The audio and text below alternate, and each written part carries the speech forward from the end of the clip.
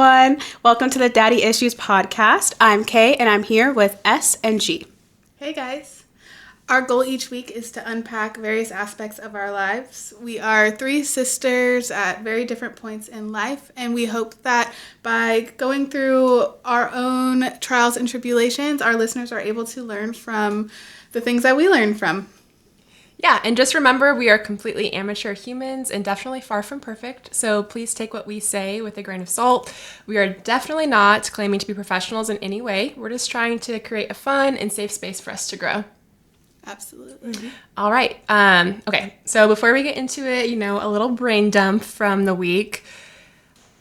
I fear that talking about what I want to talk about is going to come across as me constantly complaining about my relationship. Not complaining, but decompressing.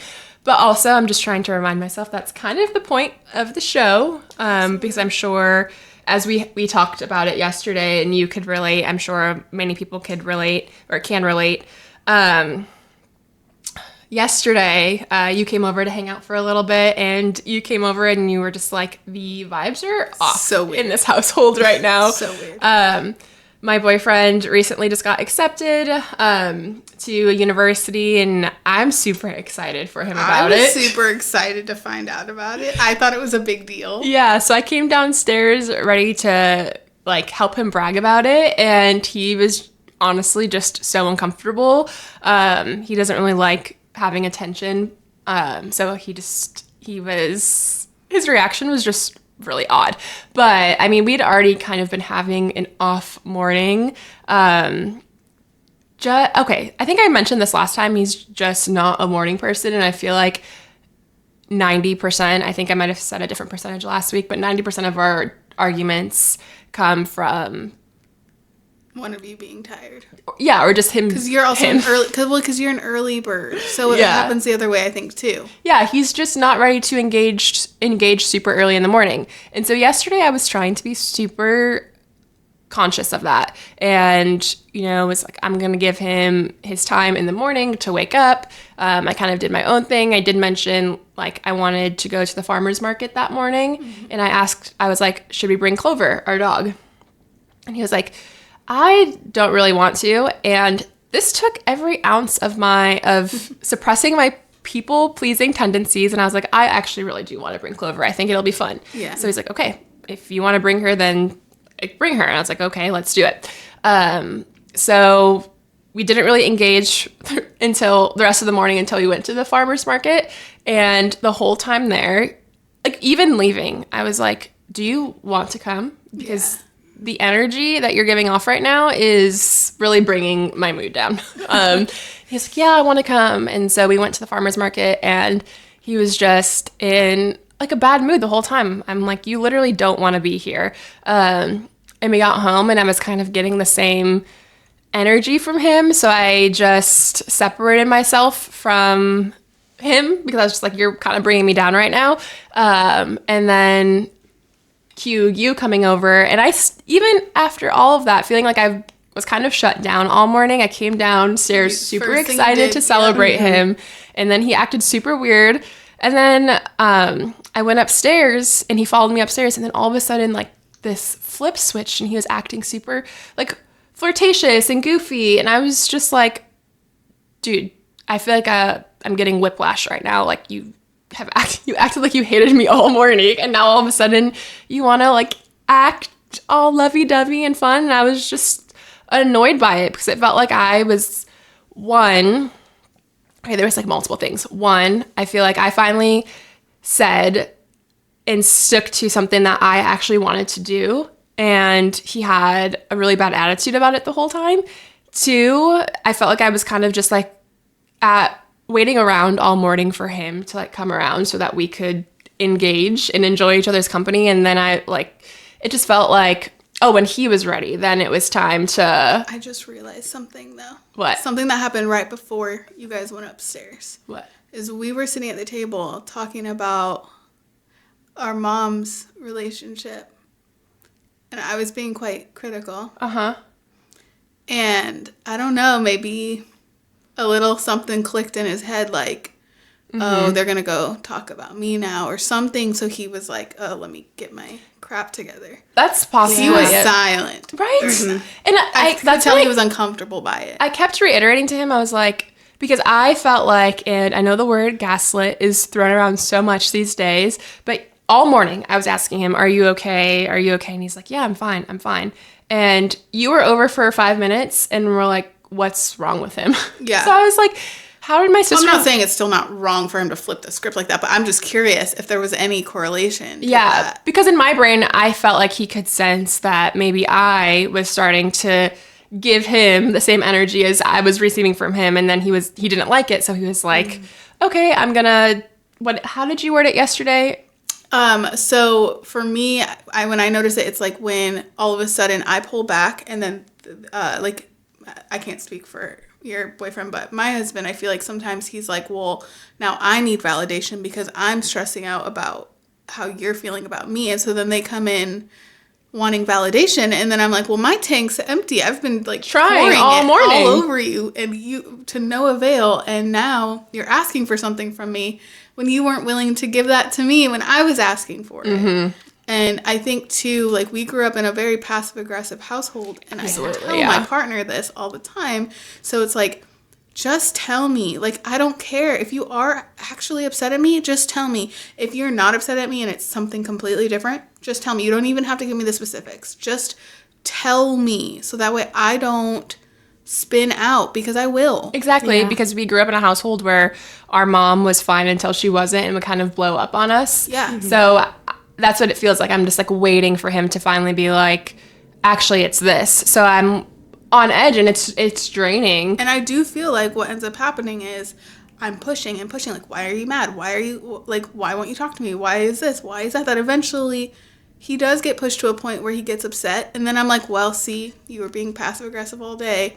And That's it just true. kind of confirms. You kind of create the... Yeah. Or the I get scenario. ticked off after so much time. Or whatever, somehow it always ends up being a blow up, and then it's like, well, that just confirms it for me. Yeah. And we ended up having a whole conversation later that day, and we just could not get on the same page until he mentioned, he was like, I was so anxious at the farmer's market. He's like, I get really anxious with Clover because she's started barking at other dogs a little bit more on the leash, and my boyfriend already just doesn't really like crowds in general, so that plus it being more of a crowded place, he was like, I was just really anxious. And I was like, okay, here's the thing. I was asking you all day, are you okay? What's wrong? And you keep telling me, I'm fine, I'm fine. And then you're acting a certain way because you're anxious, but I have no idea because you're not telling me that. And He even mentioned, he was like, oh, so are you saying you're mad at me because of my anxiety? And I was like, that is so not fair. I was not mad at you for your anxiety. I was mad at you because you were acting like you didn't want to be there and you didn't mention to me at all that you were feeling anxious. Exactly. Yeah. And it's the same thing. Like, that happens a lot. I ask him what's wrong and he'll just say nothing. And he has a really hard time putting words to the emotions he's feeling. So I'm just getting nothing's wrong, but he's acting different. So it's just super, super confusing to me. I think, like, and obviously my husband's listening, so maybe we need to apply this too.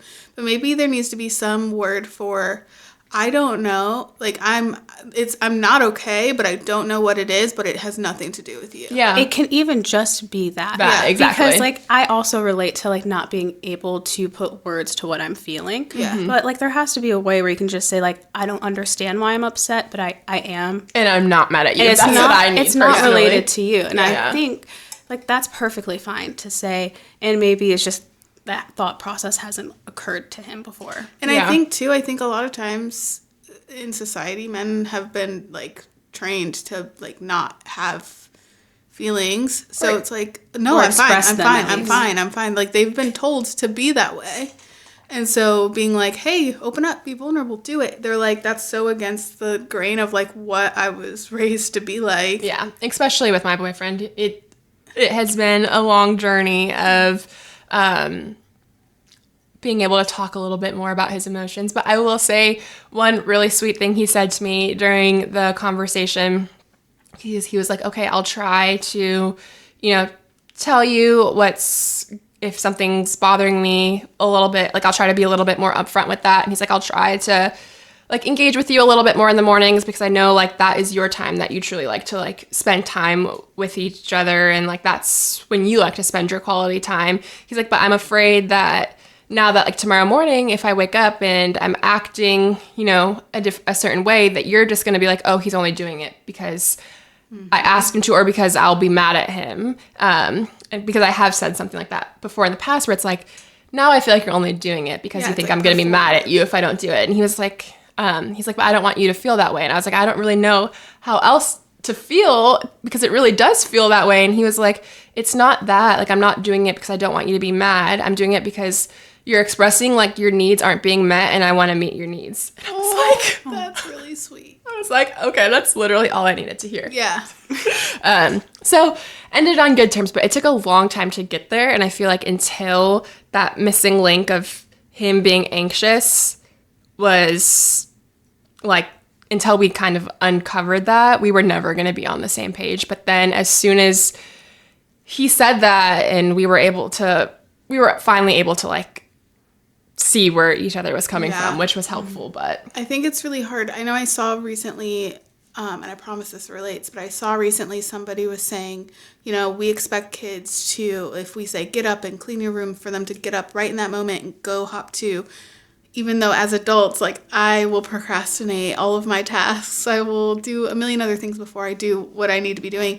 And I think a lot of times with our romantic partners, we kind of will like say, I need this, my need's not being met. And then they'll try and they might fail after a certain amount of time. And it's easy to be like, well, because I do this myself, but it's like, oh, this is just a pattern. But how many times have I started going to the gym, been really consistent for a little bit and then fell off, or started a diet, got really consistent for a little bit and then fell off? It's weird that we have this blind spot with our partners that it's like, well, if you're not always on, or, like if you don't stick to it, then that means you were just doing it temporarily to appease me, but maybe they just didn't get to the habit state yet, and they're trying to. That's fair. That's a good way to look at it. Yeah, I don't know, whenever you said, because I've felt that before, where I'm like, oh, well, he's acting all, like, sweet and lovey in the morning because we got in that fight last night, and he's just trying to start the new habit, and he might not follow through with it, but there are tons of habits that I try to start. And that's a really good way to look at it, and that's why, like, I feel you've been in a relationship for so long, so being able to talk to you about whenever we're having disagreements is helpful, and that's the ability to like relate makes you feel less alone. But that's the good side of sharing and I guess comparing. Well, and it's nice for me too because you being in this new, more similar relationship, obviously newer, has allowed me to reflect on things differently, because that I felt like was a breakthrough for me. But because I'm seeing it, looking from the outside, looking into you guys. Yeah. And I was sitting there thinking, wow, relationships seem like a lot of work. Maybe I don't want one. Yeah, they are definitely a lot of work. But yeah, I think being able to like talk to you about that, that's the nice side of comparison. But then there's the ugly side of comparison, which is what our topic of this week will be about, the comparison trap and what that looks like for all of us. Where we find ourselves struggling with comparison the most. Personally, I feel like the biggest struggle I have with comparison is a lot of times comparing to a previous version of myself. I guess that's, I don't know, in some ways I feel like it's better than comparing to others, but also I think it can be dangerous in itself as well, because I think based on different periods of your life, I think you can put time and energy into different things based on the demands of your life. Like when I was in PA school, that took up so much of my time and energy that I wasn't able to do a lot of the things that I was able to do before. But I was constantly comparing to a previous version of myself that, was in college and had so much more free time.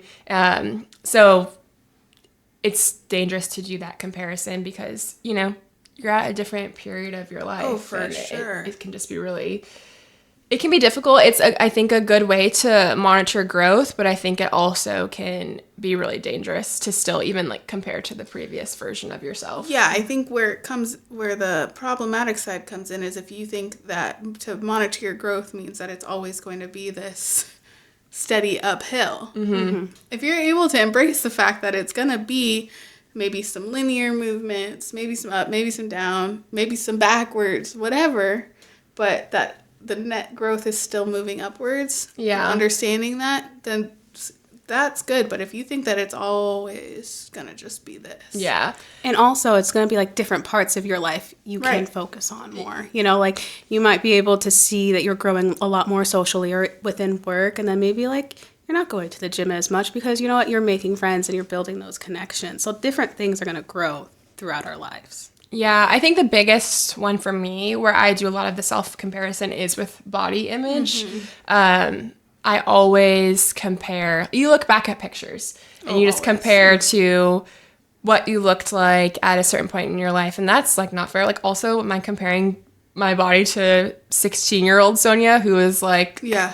still going Different through person. puberty? Like that's so different. Yeah. But I find that is where I struggle the most is comparing what I look like and my body image to what I looked like, you know, a couple years ago. And the funny thing is that version of myself that I'm comparing myself is probably comparing myself to a different, exactly. like a different And we're version of all myself. doing that also. Constantly, all the time. But I really struggle with like, I feel like I looked a certain way. And if that changes, that I fear the judgment from other people. Like, literally people being like, oh, what happened to S? She must have fallen off. You know, she must, I don't know. I think that comes with the aging territory and everything. It's not just about like how often you go to the gym and all of those things. I mean, our bodies change. I tell my husband all the time, he looks nothing like who I married. You know, his whole jawline has changed. It's insane when I look back at older pictures. And it's not like, oh, it's all like weight gain. None of that. It's just literally his entire body. Maturing. Composition has changed. He is so much more like in a man body now. And it's just crazy for us to think back to ourselves in our teens and think that our bodies would be anything like that. I truly think each decade we kind of have like a new base body. You know, Yeah. Of course it can fluctuate, but I truly think that our like composition changes, whether we're getting ready to bear children or whatever, going through puberty or we're starting to age and our bones start to, you know, Yeah. wither. I think what's hard for me, I'll look back and maybe look at a version of myself where I liked my body more or something like that. And in my brain, I'm like, well, if I looked that way before, I can look that way again. And if I don't look that way right now, it must be that I'm not trying hard enough or something like that. And so then, because that's the thought process that's going on in my brain, I assume that's what other people are thinking when they look at me. Like, oh, she looked like this before. She looks like this now. She must have not be trying, you know? And why do I care about that? And like, if other people are thinking that, I don't know. I mean, it's probably just human nature It is to human care. nature, But yeah, I really struggle with that to the point where And it's so crazy because everybody is so concerned about what everyone else thinks, but everyone else is so concerned about what everybody else thinks about them. I think that's like a big reason why I got off of like social media, you know, and I think re-entering it through the podcast has been a little bit challenging because I was just like, okay, I'm done with it. It wasn't even that, like, I processed it and I thought, okay, I keep comparing myself to other people. Let me look at that aspect of it. I was just like, okay, you know what? No more social media, so I can't compare myself to other people. And now we're doing more content for TikTok and for Instagram. And immediately I put up my wall and I was like, I don't want to do that. I don't want to be on camera. I don't want to have to see myself and like look at it again, just because I knew immediately I'd compare myself to like the example reels that we would watch or compare myself to you guys in the video as well. And so I just completely said no to social media. Now having to face that again is... I'm sorry. no, it's not your fault. It's important Exposure therapy. Yeah, exposure therapy. And, making the videos is fun. Yeah. But then when approval time comes, I'm just like, thumbs up, yep. Okay, well, I'll stop asking. No, it's okay. You're Obviously, good. if there's something that I'm really unsure about, that's different. Yeah, but I trust your judgment, too. And so I think that was the reason why I was hesitant. And when we did our first content day, you could see it in my face before, we had to do the actual thing. And you mentioned, comparing to us in the videos. Do you feel like that's something that you struggle with a lot? Comparing yourself within this sister relationship? I think yes, because I think it's very common for the youngest to do that with their older siblings, because I view you guys as role models. Mm-hmm. So I think I will compare myself with where I'm at in life, with my education or jobs or what I can do. And then also just, I love you guys. You guys are wonderful, fantastic people. Oh, I feel like you were prepping us for a butt. Yeah. That's what I felt. No, not a but. And because, that was a prep for a because I admire you guys, I want those same traits. You guys are both so freaking smart, it's insane. Right? And so are you. But I've always struggled in school. I had a large learning gap when I was young, and that was something I always had to push myself to be able to do. And from my perspective, your guys' intellect and your success in school seemed easier or just more natural, even though that's probably not the case, but that's just my perspective of it, especially when I was younger. Right. Mm-hmm. And I always struggled making friends, and you guys are just so charismatic, and we're able to build bonds that I always struggled with, and wanting to be able to do those things. It's almost because we have a similar background and because we're biologically similar, I can see you guys as oh, those could be versions of me, but it's not. Yeah, yeah, I get that. And I mean, I think I've seen it in. Just to talk about our age gaps, you and G are 7 years apart. Mm-hmm. Yep. And we're 4 years apart. And I forget that a lot. But 4 years is pretty significant, almost half a decade.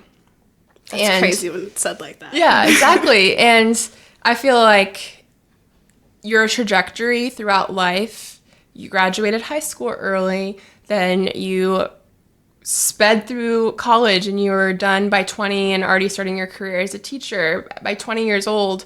And she's literally lapsed me in her education. It's just the fact. You were trying to keep up with me, and in doing so, you literally were see ya. Yeah. And left me in the dust. And sometimes you mentioned your difficulty with making friends. I wonder if your desire to keep up with us kind of created this space between you and people your age that made it a little more difficult to connect. I've even heard you say that you don't have that much interest in people your own age. Yeah. Mm-hmm. I have a hard time relating to people my own age. I don't really interact with people my own age very often because you're right. I did start working in an actual career at 20 years old, where most people were because I was a teacher, they were 40 and 50 with kids. And so we would chat, but it's not we're going to go hang out after school, know. And then I guess I struggled with trying to find other places to make those relationships. And I always thought, because of the movies, that you would find them in your career and your work. And I didn't build those in college because I did most of it online. Yeah, you were a COVID college person, which is a whole other thing. Yeah. We should totally do an episode on where were we during COVID. During COVID, yeah, that would actually be crazy because we were in very different areas of life. That's true. Yeah, I feel I don't know. I don't feel I struggle with comparison within our sister relationship very much. Do you feel like you do? Yeah, I definitely do. Yeah. I think that being that I have a different dad, there's another layer there that when you look at us at face value, we all look the same. We all have similar humors. I've thought this before, but how weird would it be if mom didn't have kids with a black black guy for both I know. of us? I know. That would be... It'd be a whole different thing. Yeah. But sorry, I didn't mean to cut you off. But in some ways, I think it might make it almost easier, because I think sometimes it's almost like it allows me to get so I forget too, and then all of a sudden I'm like reminded in little moments, and then it's like heartbreak central. But like, there's just little details. When we were younger, you guys would be like, "Oh my gosh, Gloria, do you have to be so loud?" And like, I know I'm a loud bitch, but like sometimes it would sit there and be like, well, you know what? I bet you I have an entire family out there that I would be the quietest person in that room. Yeah. I'm sorry. It's okay. And so there's just like little things like that where I've just always kind of wondered, because I know I am like just a little bit different. It's like everywhere we're almost the same, and then I'm just like a little bit different. And I mean, I think I said this on a previous episode, but all of those differences are like what I admire so much. But yeah. I know, but it is so easy to compare, like you said, when we at baseline are similar. Yeah. But I feel like you've mentioned before comparing within your marriage, which is very, very different. What does that tend to look like for you? Yeah, I mean, I feel like my husband and I, we are very logical about the way we approach our marriage in a lot of ways, so much so that even some of my friends are like, what, huh? Where, we're both aware it's a business. We're both aware that, like, we have jobs to do. But I think sometimes where we get confused or lost in the sauce is, like, sometimes I get pressure from my partner to start a career and provide financially. I don't know that he necessarily needed me to, like, go back to school and get, like, a big, big career, but he wanted me to provide financially. But I felt like as a woman in any industry, you're already kind of starting off at the bottom of the food chain and not getting paid all that much. And the way I work is I work really, really hard. Anyway, this is all very long-winded, but if I'm going to work that hard, I want to get paid to work that hard. And sometimes I get conflicting like requests from my partner. Sometimes I feel like he wants me to be the classic domesticated, like Stepford wife type of trad wife. Yeah, a trad wife is like what they call it nowadays. And sometimes I get the opposite, where he wants me to be like modern day Millie, get out there, get after it. And I think sometimes he feels conflicted with his own wants and his own idea of what he's supposed to do societally. Does he want to be the creative who has the freedom, and I can go to work and he can be the stay-at-home dad? I think that's what in his heart of hearts he wants. But then I think he has the societal pressure of, well, no, I'm the man. I have to do these things. I have to provide. And so I feel like sometimes we get a little bit caught in that comparison back and forth where we're trying to figure out the balance. We're not necessarily your normal feminine, masculine divided down the center. We're kind of have these dualities. And I feel like you guys are like also sharing the roles. I think in a lot of relationships there is more of a line.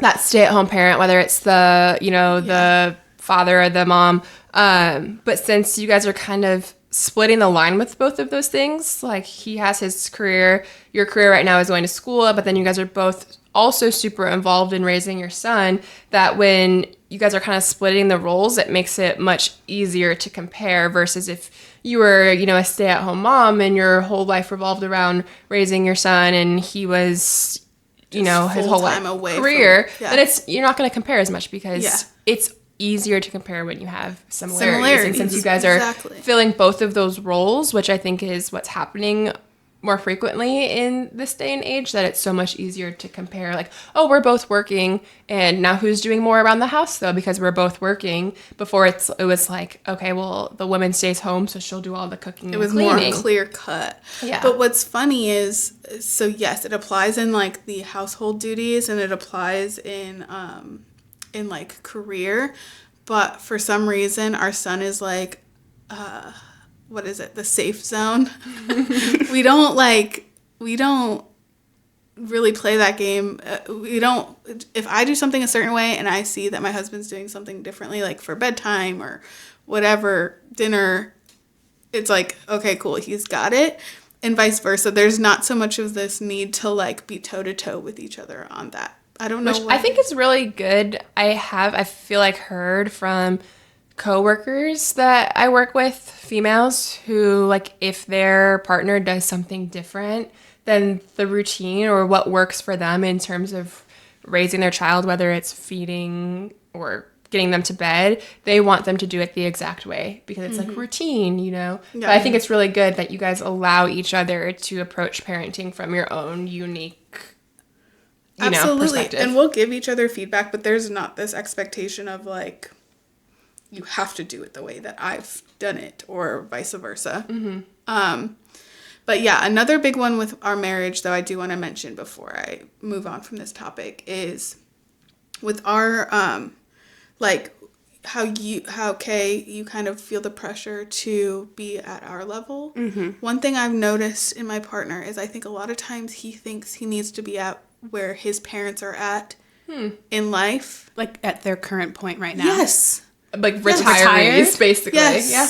Retired. I feel that though. But I get so frustrated because I go, zoom out, go to where they were at our age and see. I really would implore you to look at that because I think you would be really pleased. Like, our trajectory is great. Why do you think that we have to be where they're at? They've already raised kids. They're out of the house. They're retired. They've had full careers. Yes. Yeah. And multiple changes of careers. Even after, like, where they were at our age, they were still not sure of what they were doing. When housing and school was more affordable. Exactly. It's just completely different.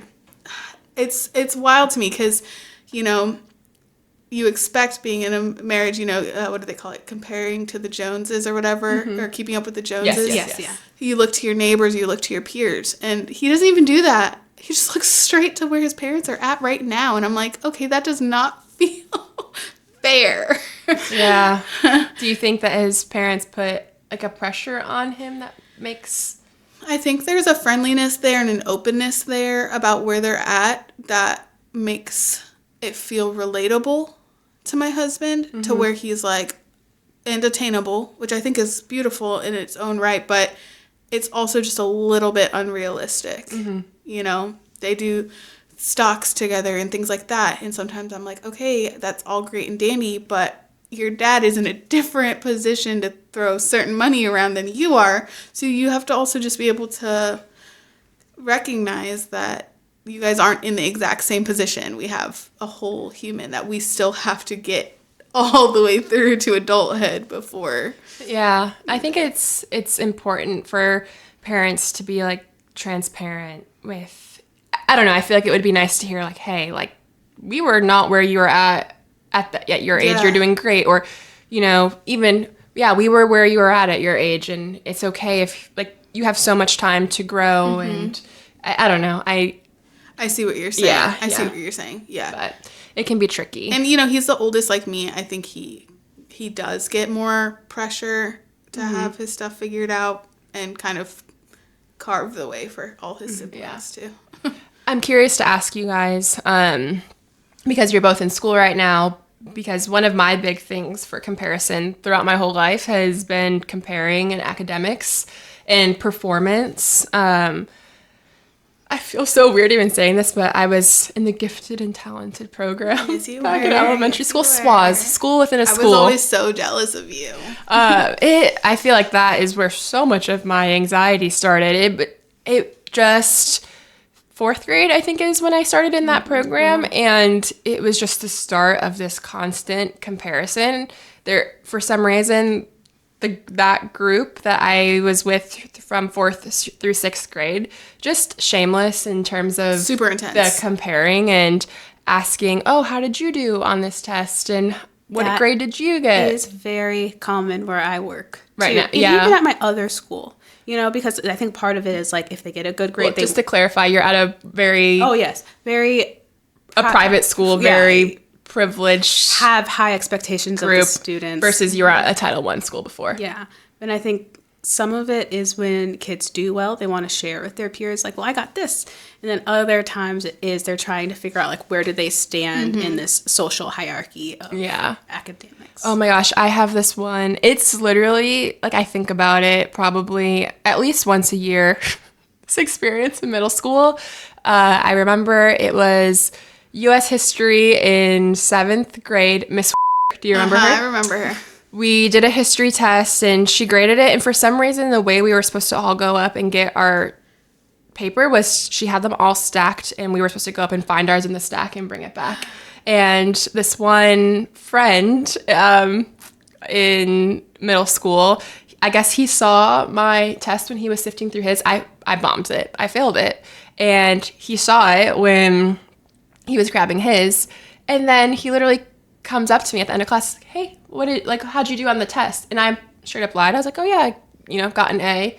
And then he was literally like, I saw your test, you failed. I was like, that literally was such a traumatizing experience for me. That literally breaks my heart. Also, at least he didn't do it in front of everyone, though. Yeah, but why is the teacher passing out papers? That's literally the worst way to... No, so our first quiz that we got back in my toughest class this semester, I spent the entire class, like, knowing that we were going to get our grades back at the end, sitting like this, zoned out, and feeling like I was going to throw up because I didn't know how he was going to return the quizzes to us. I didn't know if everyone was going to be able to see. Because my program is intense. They are like that. Mm-hmm. I was a 7th grader. These are adults. No, and they're like that. It's only gotten worse throughout my academic career. Undergrad, I was in more of like the pre-med cohort, and it was that constant comparison. Only got worse in PA school. Shameless. People were shameless about like asking, what'd you get on the test? Like, and just to add on top of that, most of the time these days, I don't know whether you're using Canvas or Blackboard, when your test grade is uploaded, it usually shows your grade, shows the high, the low, and the average. So at that point, you don't even have to ask other people. It's literally a built-in way for you to compare yourself to others. And it's so...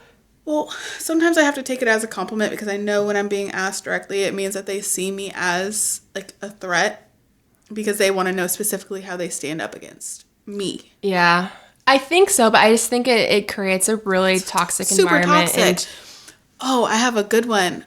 So last semester, I was in a class that was very project-centered, and we had to actually rank each other. Like, so our rankings decided the grades for everyone all semester long. Wait, what do you mean you ranked each other? So there were always like 6 or 7 groups. You went through and critiqued for like them. Projects and stuff or presentations? Yeah, we'd have to pitch our presentations. We'd have different stages. Every presentation, we had to rank the groups. And then we also had to rank within our own groups that would determine our group grade. So your grade was based on how you stood up compared to other people. And based on those other people. Also, if someone hates you, they could do whatever they want. Correct. Or if people were just besties, which did happen. There were 2 guys that were like best friends, and they would always agree to rank each other's. Yeah, that's not What fair. grown adult thought this was a smart idea? Because it's reflective of the real world. Yeah, I mean, even I saw it so much. It's super messed up. I think the hardest in terms of dealing with the comparison throughout my academic career was graduating PA school, because we were all getting, new jobs. We were super excited. And to a certain extent, I think it's important to talk about transparency with salary, so that way you can fight for what you deserve. But when it's just braggy. It was straight up just, people talking about their salary, their benefits, their PTO, like just this comparison that it made what I got my first offer out of PA school, and I was so excited about it. And then talking to my good friend from PA school, I'm hearing about hers and her pay and how much PTO she's going to get. And it literally made this super exciting experience for me feel so much less exciting. So it bled into that, and it's just... Yeah, I feel like that should just be like anonymous. Like, here, fill out this form. If it's for school, if they want you to do that, an anonymous form. Yeah, I mean, the school wasn't asking us to do it. It was just it's important for other people to know salaries so that way they know to be able to fight for it. But it is like when it's just... See, I've never had to do that because working in like a public school before, it was like...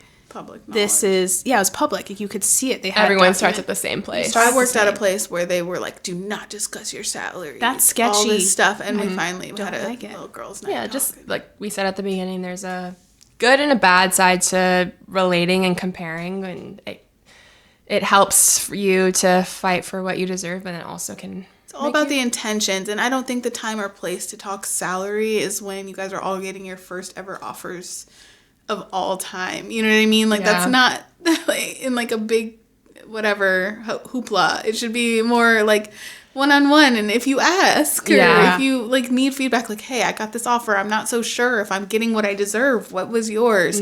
That's the time and place, not just like everyone throwing dollar signs out on the table to see who feels sad after that conversation or not. I know you mentioned earlier, Kay, the gap you had in terms of education or academics in elementary school, and how you felt like you really had to work towards catching up with other people. Where do you feel you stand with comparing? Because now you're in your grad school program. Like, where do you feel you compare with? Well, or how did you feel growing up? Did you compare yourself a lot to other people in terms of that? Definitely, I would compare myself when I was younger to the other people around me. There was a small period of time where I went to a private school, so like you really knew people very well. And in middle school, they had to separate kids for like rotations, right, for your class periods. And there was clearly a high performing group and a lower performing group. And I was in the lower performing group. And like I had one friend of mine that was also in that group, but it was just like very clear to everyone that these were like the high performers and these were the kids that needed extra help. And so that was challenging just because I always knew it, and now I'm like, okay, well, now my friends know it. Yeah. And then in college, I did most of my stuff online, so I didn't really have to compare myself with other people. Same with my grad program right now. But with this new job that I've entered into, like, the private sector of education, I do sometimes find myself comparing myself to how many degrees the other workers have, like, but they have to have so many years on you. Exactly. And then sometimes I do struggle because it takes a longer time for me to process things than other people around me, and there's a lot of collaboration at the school, which I love, but I always constantly feel like I have to be absolutely like locked in because some of these teachers are very judging. I don't want to say that, but it's just like they have different expectations and different realities than I think I've had Standards before. too. And standards, yeah. And I just feel sometimes insecure that I'm not reaching that standard. And like entering into the school, I wasn't sure if I was qualified enough. And it's just a constant struggle because like I see these kids, I'm like, I was never even that smart at their age. And I tell the kids that too. I'm like, you guys are amazing. I was like, I couldn't do this at your age. Like, you should be proud of yourself. But it is challenging to know that like my peers probably could have done this at the students' ages as well because a lot of them went to this school. So you find yourself oh, okay, got it. So Yeah. I see. I see what So you're saying. almost like taking the little baby version of Kay, scaling it back to the age of your students now and saying, well, I'm not even on par as little baby Kay to my students. Yeah, and then a lot of the teachers have gone to this school. So they were. So you feel like they're ahead of you. But things don't necessarily scale uniformly as we grow up either. Yeah. It's not necessarily. Yeah. I think I also just have a hard time articulating things. Like I've talked about, I have a hard time naming my emotions and like expressing that. But I think it goes beyond that as well. Like I have a hard time coming up with words or trying to figure out what I'm thinking to share it out. Like even what I just explained was messy. No, it was interesting. Very interesting. I followed perspective. it. I thought that was very sweet. But yeah. Wait, go ahead. No, go ahead. I do feel like I'm constantly comparing myself to the other teachers. I work with like 8 other teachers because I'm a teacher assistant, and I go into different rooms too. So you have like so many people to compare yourself different to. people, and then there's other TAs, and I'm like, well, am I TAing at the caliber they are? Like, am I doing everything that I should be doing? I have a question for you, actually. Yes. Because G, your husband, and so your brother-in-law, went into teaching after you were in teaching for a little bit. Did you struggle at all with like comparing your career as a teacher with his at all? No, I think he teaches a different age group, teaches a completely different subject at a different school. In a different district, too. A different district. Like, yeah, like I don't think his is a Title I. And when we were teaching at the same time, mine was. So those are two, I think, in my opinion, different environments with different resources. And I don't know, just also a different age group. You know, the type of teacher those kids need are different. So it's different enough that it wasn't. Yeah, and an I easy think comparison. he just teaches different too. Yeah. But also, it made me think about it because I know that he separates his students into different blocks. Yes, it's very common. Yeah, I don't know how else you're able to really approach it that way, though, to meet the needs of people who have different needs, you know? Yeah. Like I had, for when I taught third grade, I had rotations. So we did have a group where it was like, if they need services, like sped services and have pull-out, like it was more beneficial to put them in the same group so that their pull-out could be at the same time. Yeah.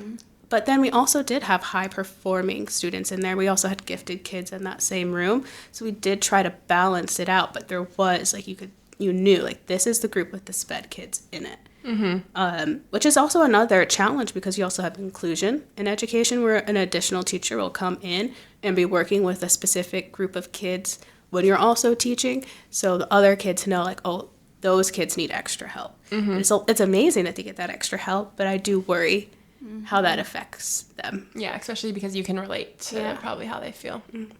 That makes sense. It's crazy that you were put into a special program for super smart kids and you were separated into levels and you guys still came out with the same outcome on your outlook on yourselves. That's true. Despite you being told that you're smarter than a bunch of people and you being told that you require a little bit more attention. Yeah, I feel like that's a good point. You had so many high expectations that you constantly felt like you had to reach for. And I was reaching for just standard, you know? Like, so we were both reaching for something just at different levels. Both reaching for something that felt unattainable. Yeah. And see, I felt like I was overlooked and it pissed me off. You didn't even have to try to do well. But I felt like if they would have actually given me something more challenging to do, I would have really excelled. But I feel like they wrote me off so fast. I just remember you, like, showed up to school. I don't think you even knew it was the day for ACT testing and crushed it. And I had to take, like, so many prep courses to score well on the ACTs. And I was like, I know I don't test well. I'm just going to do community college, so that's not even an issue. Yeah. Just so different. Yeah. I was going to ask a question, but now I can't remember. Oh, switching gears from school, I feel like I've heard you talk a lot about, you know, comparison in terms of, like, being at the gym and comparing yourself in those situations. Like, how do you feel that is now? How has that evolved for you? Well, the first time I ever worked out, I was 17 years old, and I went to a CrossFit gym with G. And I remember, it's so funny now, looking back, I was wearing, like, a really big Bugs Bunny t-shirt that I swear to God, went to my knees. And I walked in, and I just saw, like, these jacked men and women just like clean jerking bars over their head, a movement I had never seen before with weight that looked cartoonish. And then I joined the class with G. We were in the freaking warm-up. And I was like, I need to go to the bathroom. Okay, can I interject here for just one moment? Yes. Her lips were blue. Okay, go ahead. It was also the middle of summer. It was. It was. Yeah. In the South. In the South. And this was a type of gym that didn't have air conditioning. Yeah. It's called a box. Yes. And no mirrors either. Which is nice. Which we love. Yeah. I wish all gyms had that, to be honest. Me too. But the only place that had air conditioning was the bathroom.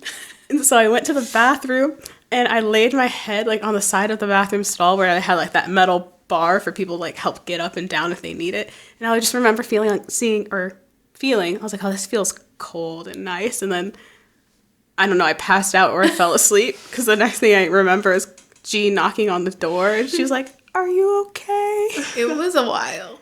I know it was. Yeah. It was because you guys were, like, starting the actual workout by the time I went outside. And All that's to say is, like, I just never worked out before. I never put myself in an environment where I could compare myself to other people who are working out.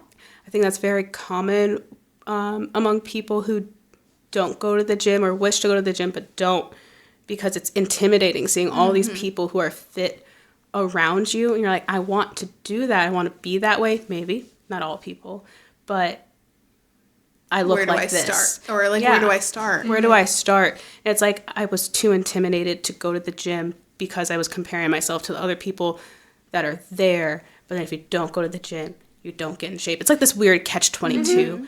And, you know, with G, I started going more often. You know, we're Best like, summer of my life. we're in this together, you know, and man, she freaking, like. No, you too, girl. We were well known around them parts. Yes. But I always would compare myself to what people are even capable of. Maybe not even just what they look like, but what they're capable of. And I do think you're also doing pull at the time. So you were getting stronger at a faster rate. Yeah, I was doing like twice as many workouts. Yeah, so she was working out like twice a day. Yeah. It was It was crazy. insane. I could never do that again, but. And so in my head, I didn't calculate that part.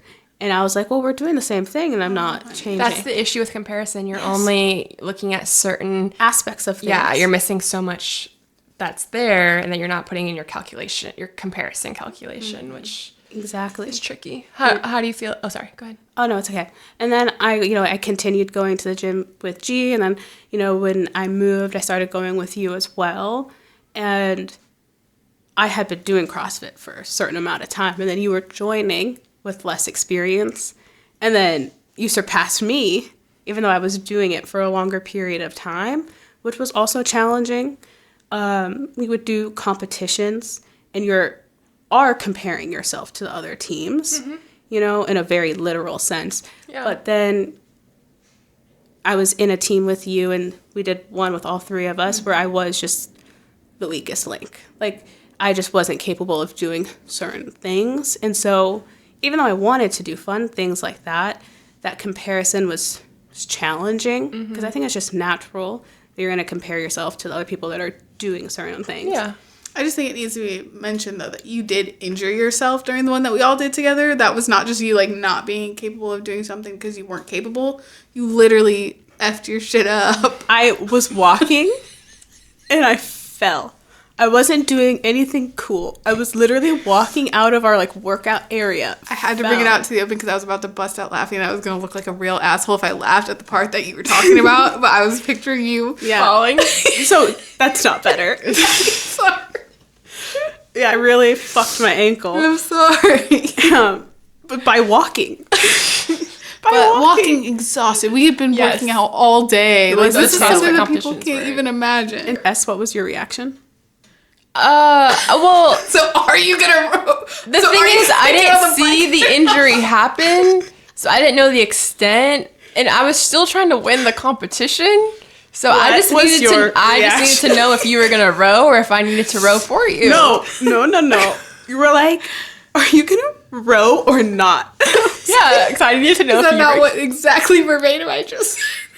I don't think the tone And was I was just there. like, I will say, after that event ended, I looked at your ankle and it was messed it was up. really messed up. And what did I I do? apologize. What did I do? I got on that rower. You did. I You did. try. With my messed up ankle. Where do you feel you're at now with comparing yourself at the gym? It's strange because I'll leave the house and I'll feel good about myself. I tend to work out in an oversized t-shirt and shorts, and I leave and I feel good. I'm like, whatever, it's just a gym, who cares? But then I go to the gym and I see girls with cute gym sets, that I would never feel comfortable in because I don't like clothes that cling to me because I've always been insecure about my weight, and how I look in baggier clothes hides it better. So I'll leave feeling good about myself and happy that I'm going to the gym, because most days I like doing it. I think I'm in a little bit of a lull right now. Hey, remember, you're at a different place in your life where you can give time and energy I'm to doing certain a lot. things. But I would, even if I felt good leaving the house, I would immediately go and see someone with a different body type and compare myself to that person. Where sometimes it would have been maybe they're lifting more weight than me, because that was something I was trying to switch in my brain. I was like, when you go to the gym, like, try not to think about like how you look, rather like, oh, you were able to lift more this week than last week, like you're getting stronger, and try to change your mindset to that, which I thought was a great idea. But then I found myself comparing myself in a different way. So like no matter what, I would just compare myself to the people around me. Yeah. And that's hard because you're going to the gym to better yourself and to hopefully leave feeling better about yourself. And then you leave not feeling better about yourself. It's not that positive reinforcement that you need to continue to keep doing the thing. That's why an empty gym is the best freaking gym. Yeah. I think you need either empty or you need to go back to like group fitness where it's more about hyping everybody up. Yeah, but I still think struggled. I actually ran into someone who I used to do group fitness with. And they're not doing it anymore. We talked about how sometimes it was challenging seeing other people do more or look a certain way after working out for so long and not feeling like we've changed in the ways that we wanted. Like we're doing the exact same thing. I get that. Exactly. Maybe you just need like a truly well outfitted home gym situation. I would that's the kill dream. for a home gym situation. Yeah, that's the dream. Yeah. Yeah.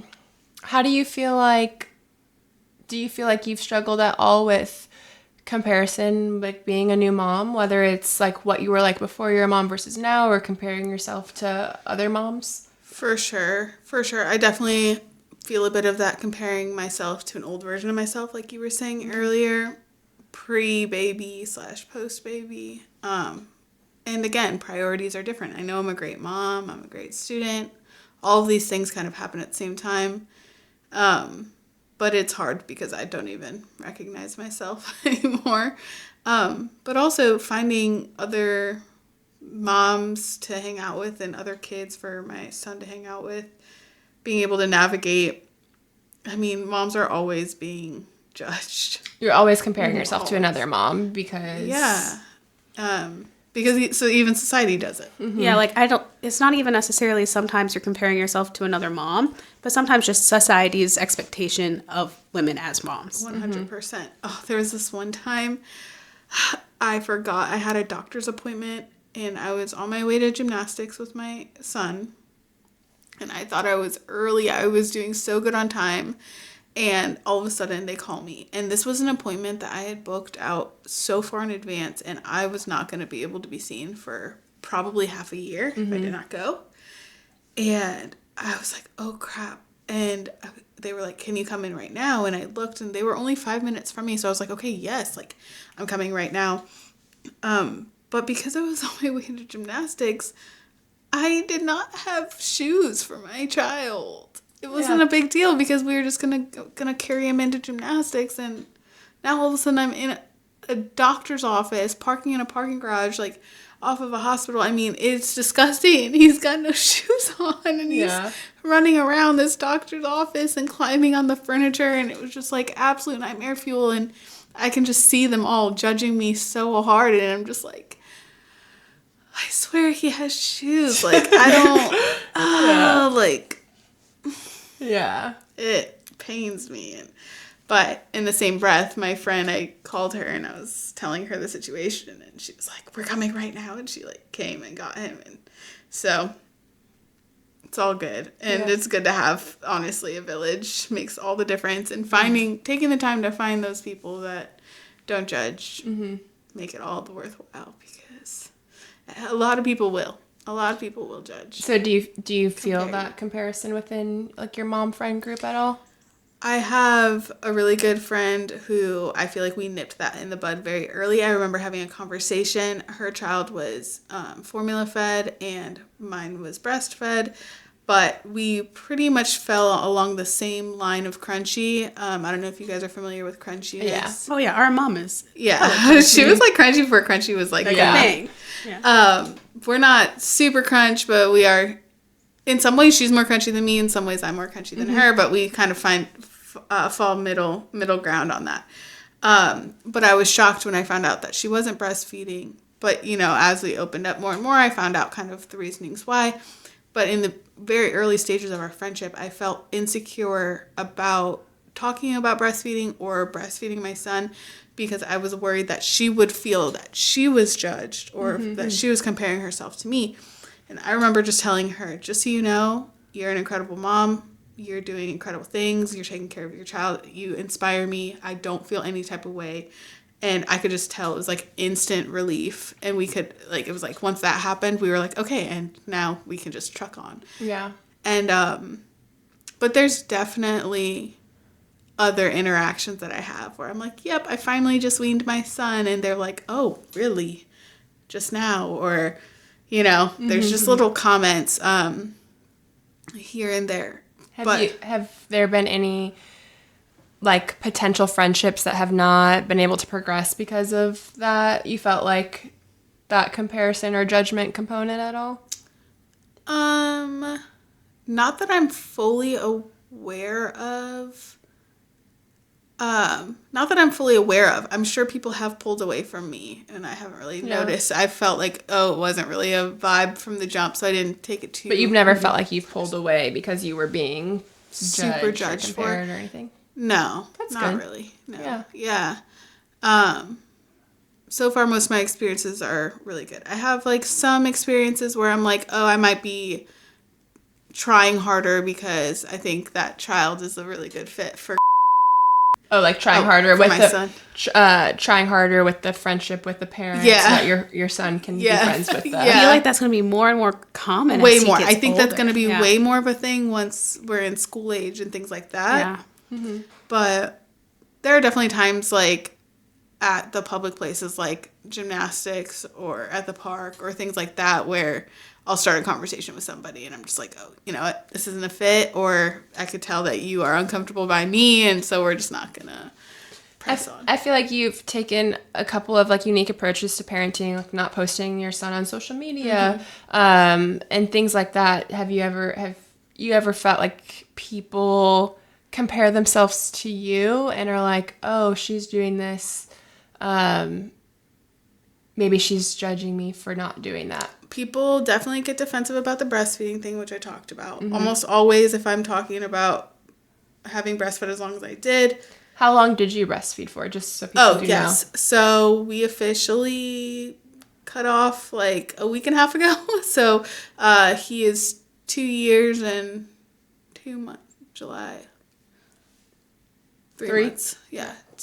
So over 2 years, and a lot of times people will get defensive. Oh, well, I couldn't. My milk dried right up or whatever. And I'm like, you do not need to explain anything to me. That is your life. But definitely I feel like people get defensive about that they have to explain themselves in that regard.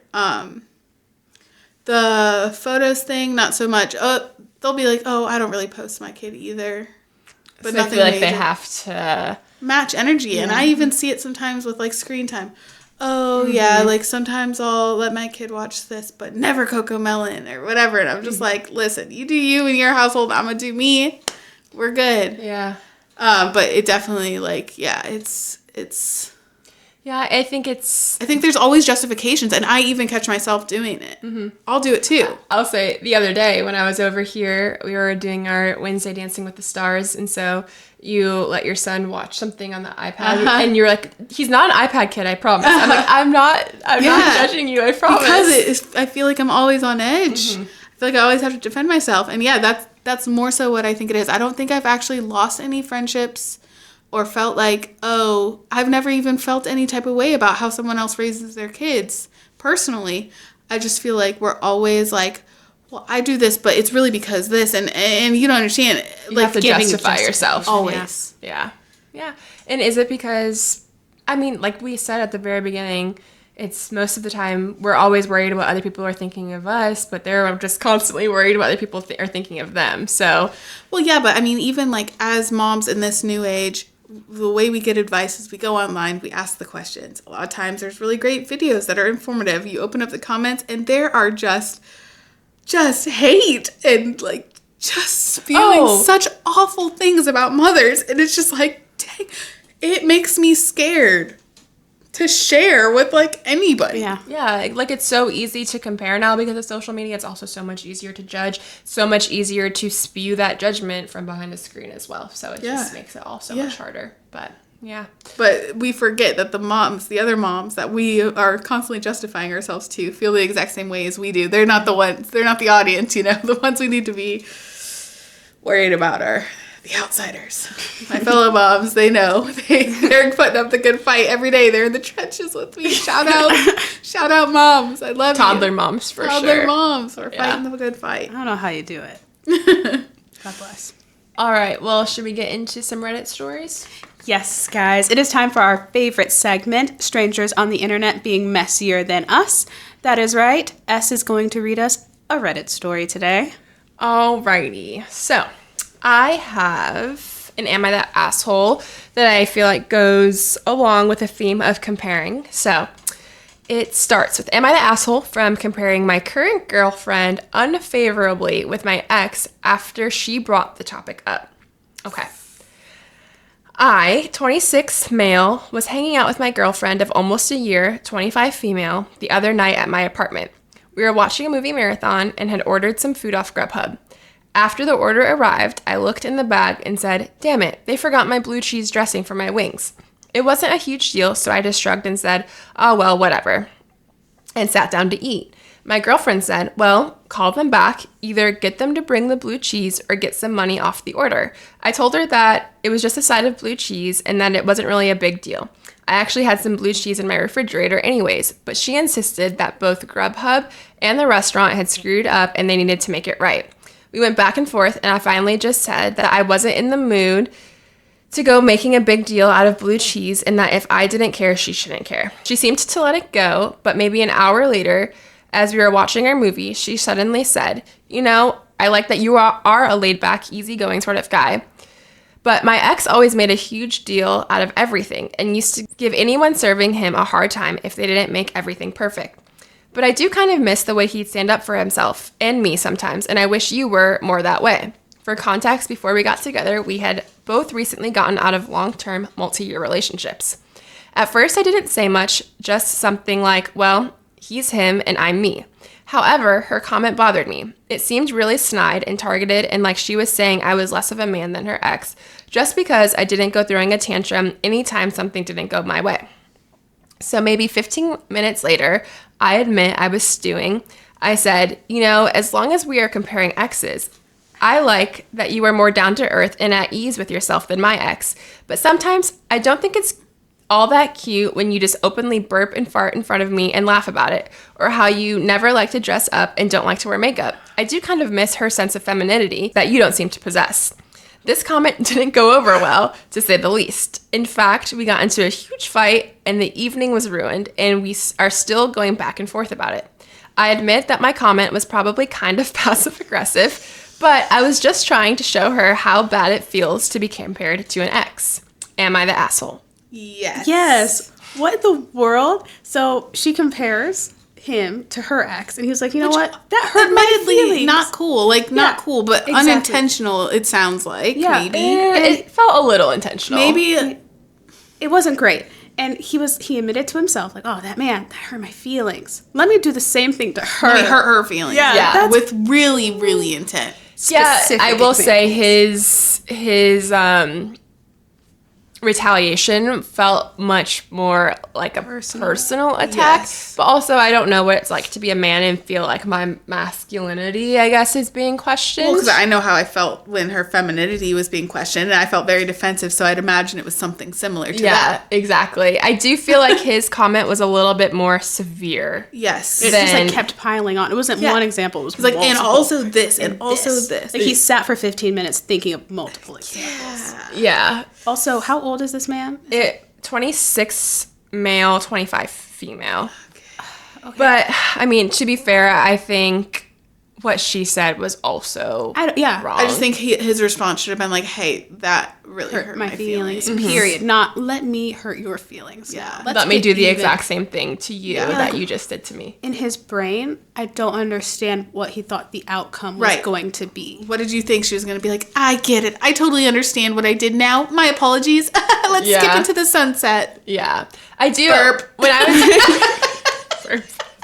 When I was reading the story, it just did make me think about how difficult it is when it comes to comparing to previous relationships, because I have come across this in my relationship, my current relationship, not anything like this, because this is very intentionally, like, malicious, whereas I have come across in my relationship this comparison to my previous relationship where I am putting something on my current partner that my previous partner has done to me before, and he's like, "Well, that's not fair. I have never done that to you, yet you are upset with me, or you have like certain guards up about a previous situation that I was not a part of, but yet somehow I'm bearing the brunt because you're comparing me to this previous person." I feel like that's like a trauma response. It's baggage. The term baggage. Yeah. I feel like sometimes trauma word is overused a little bit, but it's just something that happened to you that causes you to act a certain way. Yeah, and like what's happening with me in my relationship is definitely on a subconscious level, where this was very conscious and like, I'm going to think about what I can say to hurt you. Yeah, it's like they literally like went away, stewed, and was like, oh, I know. I think there is an edit and update. Ooh, so update. Okay, edit and update. Thanks everyone who took the time to comment. And first of all, the verdict was everyone sucks here, which I kind of agree with. I think he sucks just a little bit more, because I feel like hers was unintentional. Yeah. I do feel like hers was intentional. I don't know if unintentional is the right word. What was it exactly that she said? Yeah, can you read it? She said, hold on. You know, I like that you are laid back and an easygoing sort of guy, but my ex always made a huge deal out of everything and used to give everyone serving him a hard time if they didn't make everything perfect, but I do kind of miss the way he'd stand up for himself and me. I think that's the key is... I think what she was getting at with that statement was something that she felt for some reason not like stood up for. That wasn't her blue cheese. Yeah, but I think that was just one of many examples. I think the blue cheese might have been like the final straw. So I think she also sucks because she also should have been mature enough to realize that she wasn't actually upset about the blue cheese, but something else, and brought it up in a more constructive way. Like, hey, I feel like not like you don't stand up for me. And so you don't have to bring your ex into it. Okay, yeah, I'm gonna I don't play think you need to bring a your little ex bit into it at all. I think the ex was messy, but I do think that she was trying to do like a compliment sandwich. She did. She was did trying to say like, hey, I really love how laid back you are. However, I do miss being stood up for. And I think honestly that could have been the whole sentence. I think bringing up the ex is the part that is going to sting, and that stung in this situation, and that could have totally been But avoided. I don't even think she cared. I don't think she necessarily liked that her ex made a big fuss. I think she liked that he stood up for her. Yeah. And that was literally the only point she was trying to make. She did it dumbly, but I don't actually, now hearing it back, I actually don't think that she was trying to hurt her partner's feelings. I think she was trying to make a point.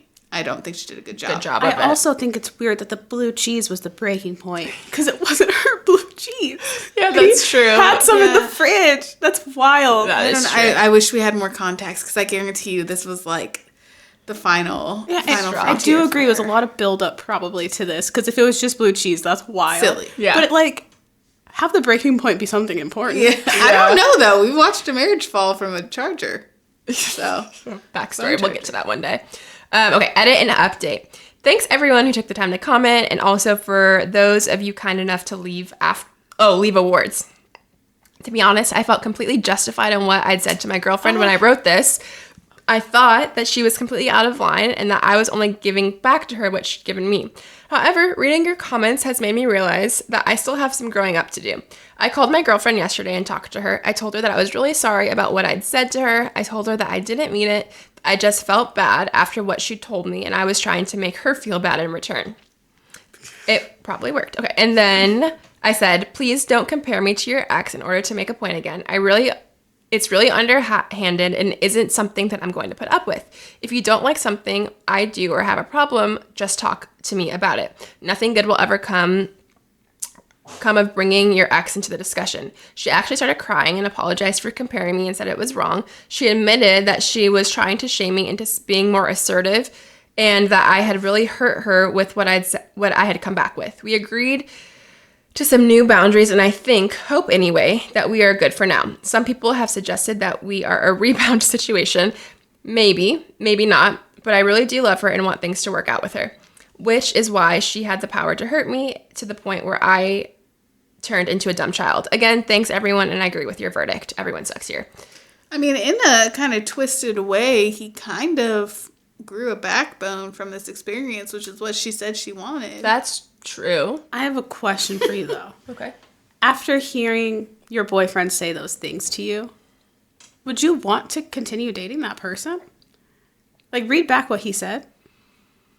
About not tolerating blah, blah, blah? No, like, No. oh, but you burp. As long as we're comparing our exes, I like that you're down to earth and at ease with yourself, but sometimes I don't think it's all that cute when you openly burp and fart in front of me and you don't dress up and wear makeup. I kind of miss her sense of femininity that you don't seem to possess. That would be hard. I don't like when you do human bodily things. It gives me the ick. That's what I'm getting. Like, I don't know if I could. It was implied that she did it, like, more intentionally, like, with more, like, I'm gonna fart and laugh about it and, like, burp. I want to do that with my partner. I want to be able to joke about a fart. I agree, but I think depends, like, are they 4 months in? Are they Almost a year. Yeah, I think did it's say been about a year. Yeah. I think what is important, and because I've come across this a lot because I'm a little bit of a reactive person, is I say and do things that I then regret. And I do think that the most important thing is being able to take ownership and go back and backtrack and apologize and take ownership. And then also that being followed up with seeing the change.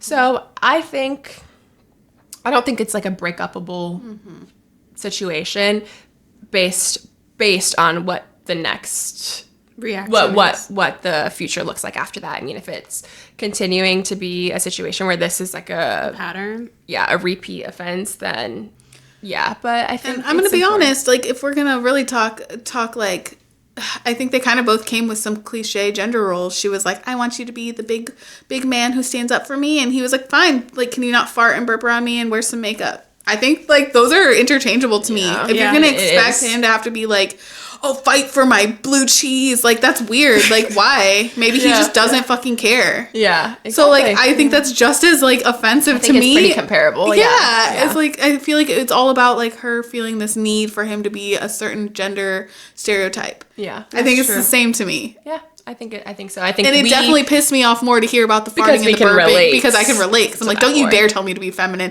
I can be as feminine as I fucking want. Yeah, this is coming from someone who's never been in a relationship. You know, never had to navigate things like that. I will say this is the first relationship I've ever been in where I can fart in front of my partner. And I can? My GI tract has finally relaxed. And I'm so proud of you. That's I actually a really big deal. It's huge. Walked in and he was pedaling her feet. And Yeah, she I had farted. gas pains. Oh, that's amazing. very And that's a romantic. beautiful thing. It took us a while, but yeah, It takes a while, we're pretty but- open. I feel like as soon as my body realized that he wouldn't be disgusted by me, well, first it happened at night. He's like, you freaking gassed me out last night. I was like, oh my God. But then I was like, oh, you're not disgusted by me? Okay, I can do it now. Dude, I remember my husband used to call me the stealth pooper because I'd be like, go to the bathroom and be done. And he'd be like, no way you just Yeah. pooped. I'm like, I'm fast. Like, I wait till I gotta go. But then that's dangerous too. Yeah. But. Okay. Anywho, We are off Do to be feminine. Alrighty. Well, I think that's it for this episode. Once again, I'd like to reiterate, we are definitely not professionals. We're just three sisters with a decent camera, big feelings, and daddy issues. So please take what we say lightly. Yes, and if you enjoyed hanging out with us, please follow us on TikTok and Instagram at the Daddy Issues Pod and on YouTube at the Daddy Issues Podcast. And please be sure to share this podcast with your emotionally repressed friend or dad. And just try not to compare our incredible sister relationship to the one that you have with your siblings, okay? Love you. See ya. Bye. Bye.